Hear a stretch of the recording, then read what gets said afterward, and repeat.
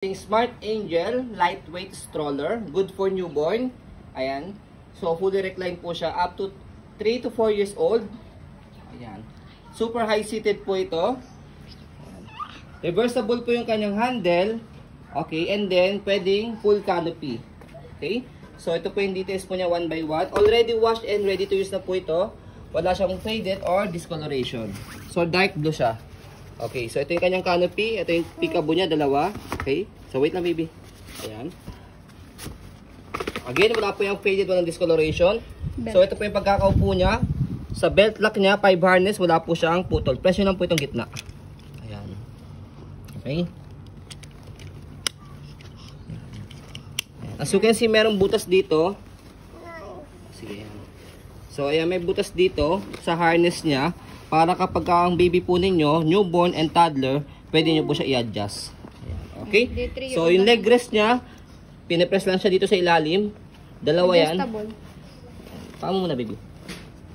Ito. Para pag nakaupo, ayan. Ayan, okay? Kapag naman nakaiga, angat nyo lang po siya. And then, higa natin siya. Oops, higa ka. Ayan. So, yan, fully reclined siya. Yung baby namin, 3 years old. 3 and a half, okay. Nasa 12 to 13 kilograms siya. Kaya possible, 4 years old kakayanin pa po siya. Front handle, ayan, meron siya kasamang pad. Smart Angel. Press nyo lang po dito. Para kapag ilalagay po na, natatagalin nyo po si baby. Yan. Madali lang siya. Close to like niya ang condition niya. Salpak nyo na siyang ganyan. Okay? And then, yung kanyang footrest, tapakan ng paa. Not overuse, hindi luma tingnan. Ganda pa nito. Lagi ang frame. Wheels niya sa harapan, ayan. Medyo may kalakihin yung wheels niya compare sa mga ibang normal stroller. Ayan. Dalawa pa. Okay. Body frame niya, black na black. As a maselang seller, pwede po ito sa mga masaselang mga buyers. Budget meal, yet maganda ang kondisyon. Budget meal, yet branded na stroller. Iba kasi may budget meal, pero syungit. And then, yung kanyang handle. Wala siyang tear, wala siyang punit. Kabilang frame. Kinis. Gulong sa likod. Yan, stopper. Yan, papakan natin.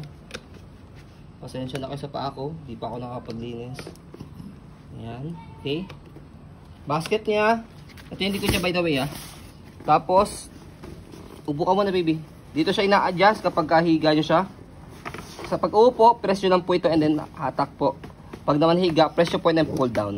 Okay? So, upo ka muna baby. So, next natin yung kanyang basket. Ayan, basket marami kayo pwede mailagay dahil malaki siya. Next natin, body frame sa kabilang side. Ito muna. Ayan. Sa left side. Kinis pa niya. So, stroll muna natin bago natin siya i-fold to make sure na wala siyang problem regarding sa kanyang mechanism. High-seated yun Taas niya. So, sa pag-reverse sa kanya, ito lang, both side, tapos shoot nyo lang siya dito. Ayan. Okay? So, yan yung design niya kapag ka naka-reverse. Diba? Nag-swivel din to. Yung harapan niyang guna mag-swivel siya, yung likod, mag-stop na siya. For easy maneuver. Hindi ganun siya, daddy. Talaga nag-swivel talaga siya dyan. Sa harap. Oo nga. Nag-swivel nga. So, ayan. Tawag dito. Sa pag-fold sa kanya, aska mo dyan na. Aska mo dyan, ba maipit yung kamay mo. Balik lang natin yung kanyang handle. Baba ka naman na, baby. Baba ka. Okay na, all done. Sorry, may istorbo kami. Thank you po. Alis na dyan, tali. Very good. Sa isang stroller naman. So, kinagandaan po nito, lightweight stroller, one hand fold, one hand open. So, ganito na siya. So, sa lock naman may indication siya. Naka-unlock. Wait lang. Ilalak lang ni daddy. Tapos, press yung ilalim. So, try natin. Slide, press. Tapos, angat yung likod and then pull down. Ganun lang siya kadali. Ayan. Ang estimated weight ito mga around 6 kg. Sa pag-open sa kanya, same lang din. Slide, press. Angat yung likod and then buka. See? Less hassle sa pag-open at sa pag-fold.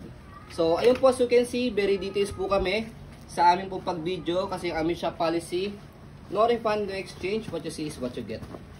So, ayun po, maraming salamat. Have a nice day and God bless po. Smile.